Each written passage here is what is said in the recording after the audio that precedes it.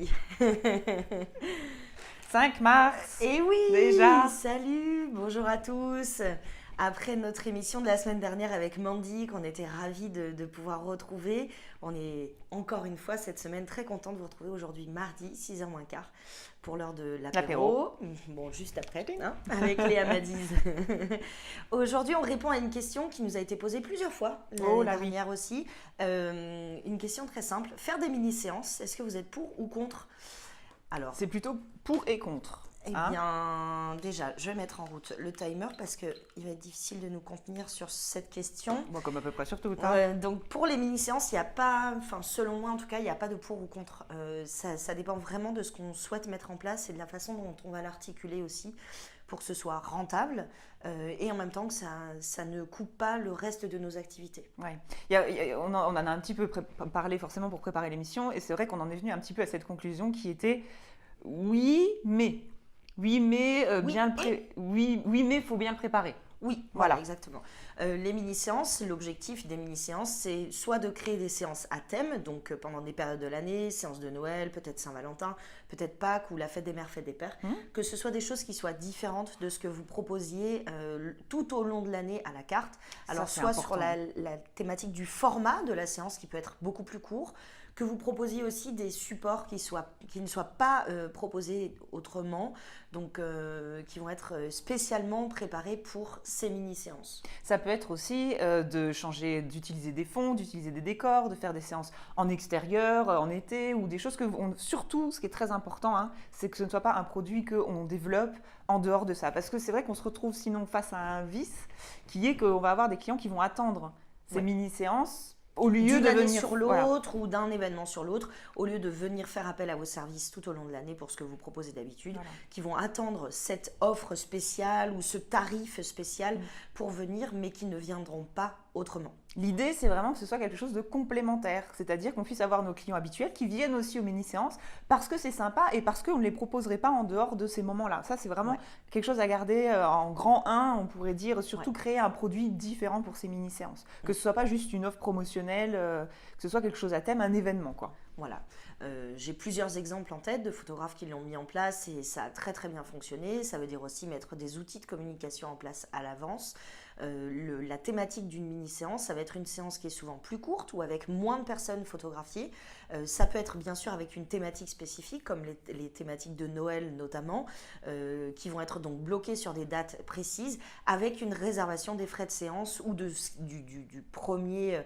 la première collection, entre guillemets, qui est mise en place pour ces mini-séances et qui est automatiquement réservée et payée à l'avance aussi. Oui, très important, parce qu'on se faisait la réflexion, c'est vrai que quand on arrive sur une séance qui va être, quel que soit le coût, le client va psychologiquement venir avec cette somme-là sans avoir dans l'idée de redépenser des sous derrière.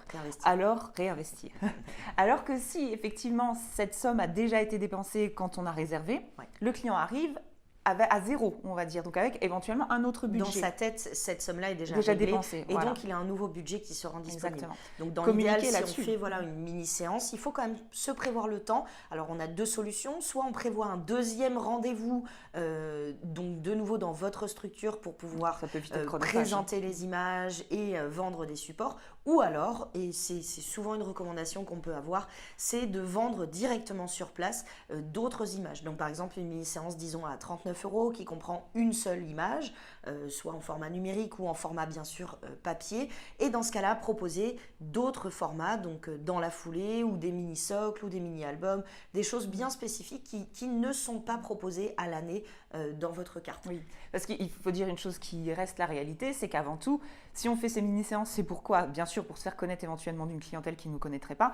mais pour un petit peu gagner notre vie aussi. Ah ben c'est sûr. Donc l'idée, c'est aussi de pouvoir proposer des produits en plus et pouvoir faire de la vente additionnelle. On est bien d'accord ? Exactement. Donc c'est aussi quelque chose sur lequel il ne faut pas hésiter à communiquer, par exemple dans le mail de rappel, de dire sur place, vous aurez la possibilité de vous offrir, etc. Ça ou ça qui vous sera proposé à tel prix. Ouais. Il faut que tous les clients qui viennent, que ce soit pour des mini-séances ou pour des prestations classiques, entre guillemets, soient bien informés, bien sûr, de ce qui va leur être proposé et des tarifs auxquels ça va leur être proposé aussi. Donc si on résume un petit peu, parce que je vois le temps qui défile, le temps est notre ennemi. Grand 1, créer un produit complètement différent. Ouais. Grand 2, communiquer dessus avec ne pas trop mettre de choses inclus dedans parce que ça empêche la vente additionnelle. Oui.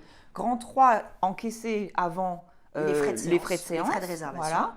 Grand 4, prévenir dans un mail de rappel, par exemple, qu'effectivement, il va y avoir la possibilité de s'offrir des supports sur place. Comme ça, le client arrive en se disant « je vais dépenser des sous avec plaisir ». D'accord ? Investir. Et derrière, le top du top, c'est de pouvoir faire le visionnage et les ventes complémentaires directement sur place. Alors, petite parenthèse là-dessus, moi, ce que j'avais fait qui était pas mal, c'est que j'avais fait venir une copine, en fait, qui, elle, directement, passait... Moi, je faisais ma séance, il passait avec elle derrière, il visionnait les photos et c'est elle qui faisait les éventuelles ventes derrière. Et pendant ce temps, moi, je faisais une autre séance, ce qui fait que moi, je ne faisais que faire la photo.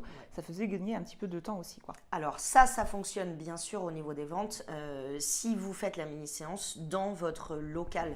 Si par exemple vous organisez une mini-séance, disons dans un bébé neuf ou dans un espace spécifique pour les animaux, chez le vétérinaire, etc., c'est une bonne idée quand même de les faire venir découvrir les images par la suite sur un rendez-vous plus court, bien sûr, de présentation, parce que ça vous permet aussi de faire venir cette clientèle-là dans votre lieu de travail. Et pourquoi pas, bien pour terminer, parce que sinon, pourquoi pas, une idée qui vient de me venir, mais à ces clients-là, leur offrir la possibilité d'avoir, peut-être inclus même dans l'offre en question, moins 20% sur une séance prochaine, ce qui permettra de les faire revenir, par exemple. C'est une excellente idée, tout à fait. On pourrait débattre encore pendant des heures là-dessus. Surtout sur les mini-séances, parce qu'il y a beaucoup de choses à voir, mais l'idée, c'est bien sûr d'attirer donc plus de volume sur des périodes très courtes, et puis bien sûr plus de volume de clients, mais volume d'achat aussi. Non, on pourrait en tirer des choses. Hein. Voilà, il n'y a pas de pour, de contre, c'est bien prévoir les choses, être clair dans ce qu'on veut proposer aussi, être clair soi et puis clair avec ses clients aussi, mettre en place les outils pour et surtout les présenter comme des mini-séances uniques qui n'ont pas une vocation à être redondantes, ce qui vous permettra d'éviter donc d'avoir des clients qui vont attendre que les mini-séances pour venir.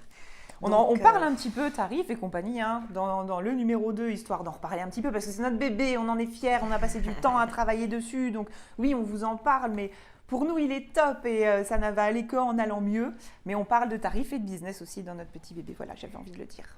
Merci en tout cas à tous. Et vous, quels sont vos retours d'expérience par rapport aux mini-séances? Ce que vous auriez pu mettre en place, les failles, les choses qui ont peut-être bien marché ou moins bien fonctionné? N'hésitez pas en commentaire ou sur notre mail apéro@leamadis.com à nous répondre, nous écrire, puisque tous vos retours vont nous permettre aussi de pouvoir continuer à conseiller d'autres personnes. Ensemble, on est plus fort, n'est-ce pas? Et donc, bien sûr, on vous donne rendez-vous la semaine prochaine, mardi à 6h moins quart pour la prochaine émission. Merci à tous et bonne semaine.